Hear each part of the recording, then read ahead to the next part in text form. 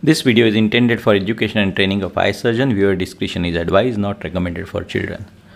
Hello friends, I am Dr. Saurabh Patwardhan from Nandadeep Eye Hospital and Phaco Training Center, and in this video we'll be seeing a case of trench divide and what experienced surgeon does things differently. So this is a surgeon with experience of around 200 plus phacos, and he will be doing trench and divide. He is not a novice surgeon, fairly a good experience with small incision cataract surgery and moderate experience with phaco. So this is a grade 2 cataract, very good case for doing trench and divide. The surgeon is performing under periverbal block and good stable hands, starts doing the trench with caution. After learning the basics in first 50 to 100 cases, when you reach a stage where you have got experience of 100 plus cataracts, you have got moderate experience. So you can do basic things right, but still if you compare yourself with a experienced and accomplished surgeon, you will find the differences. So this video will show you how the same procedure is done by a moderately experienced surgeon and an accomplished surgeon.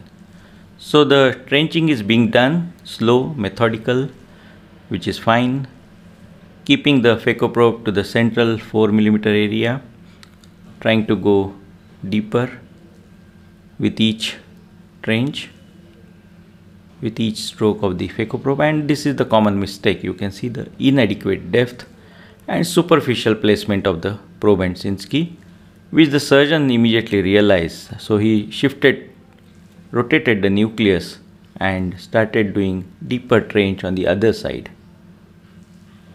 Now you can see the globe is getting pushed to one side, and that's why the surgeon is struggling to keep the eye straight, and also he has to focus multiple times to get proper visualization.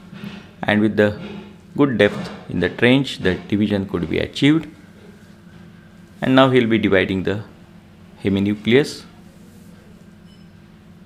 taking time to get the focus right. Many times younger surgeons tend to accommodate under anxiety and stress, and then they have to keep on shifting the focus multiple times. Again the same mistake, inadequate depth, superficial placement of the probe and Sinskey. Once that is corrected, a division could be achieved, but still you can see it is not completely divided. The pieces are still attached. So when the surgeon tries to remove this piece, which is partially attached to another piece, he will again have difficulty. So again trenching on the other side of the nucleus, very cautious, with phaco probe going deeper this time.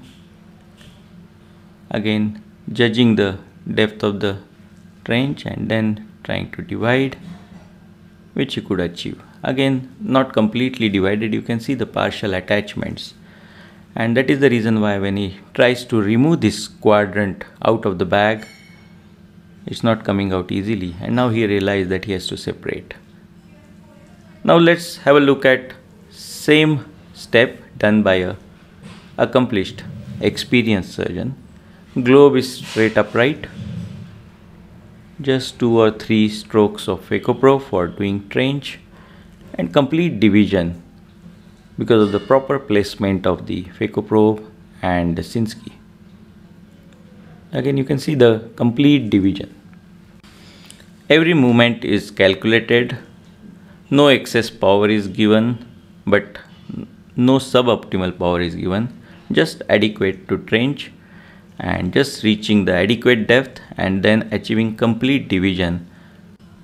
So when there is complete separation of pieces, you can see how easy it is to do quadrant removal, very safe. So when I achieved moderate experience, how did I go further to become better? So I followed good surgeons, watched unedited surgical videos, watched similar cases, same grade of cataract, similar pupillary dilatation. I observed each and every step very meticulously and watched the videos repeatedly. And that's how I learned and become better and better in my surgical skills. So I think all of you can also do the same. For more such videos, do subscribe to my YouTube channel and do visit our website phacotraining.org.in. Thank you.